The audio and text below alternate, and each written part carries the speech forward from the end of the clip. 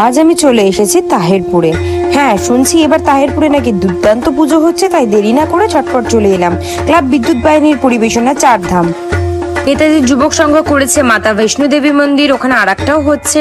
তারপরেই চলে গেছিলাম তরুণ সঙ্গে, এখানকার উপস্থাপনা প্রেম মন্দির, এটা আগেও অনেকে দেখেছে, অনেক জায়গায় হয়েছে। তারপরেই চলে গেছি অগ্নিশিখা ক্লাবে, সেখানে করেছে এক টুকরো বেনারস।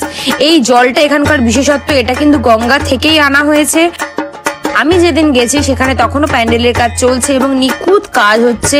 তারপরেই ঢুকে গেছিলাম প্যান্ডেলে এবং দেখে ফেললাম প্রতিমার মুখটা দেখো কতটা সুন্দর হয়েছে।